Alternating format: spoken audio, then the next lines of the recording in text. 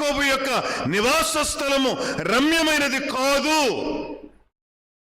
ఒకప్పుడు యాకోబు యొక్క నివాస స్థలము అందమైనది కాదు. దేవుడు యాకోబును ఇశ్రాయేలుగా మార్చాడు. మార్చబడినటువంటి యాకోబుతో దేవుడు అంటూ ఉన్నాడు, ఇశ్రాయేలు, ఇశ్రాయేలు, నీ నివాస స్థలములో ఎంతో రమ్యమైనటువంటివి. ప్రైజ్ ది లార్డ్, హల్లెలూయా. అందుకని ఏ నివాస స్థలములో దేవుడు ఉండాలనుకుంటున్నాడు? రమ్యమైనటువంటి నివాస స్థలములో ఆయన ఉండాలనుకుంటూ ఉన్నాడు. ఎవరి నివాస స్థలములు రమ్యమైనటువంటివి? మార్చబడిన వారి నివాస స్థలములు రమ్యమైనటువంటివి. హల్లెలూయా. మార్పు చెందిన వారి నివాస స్థలములు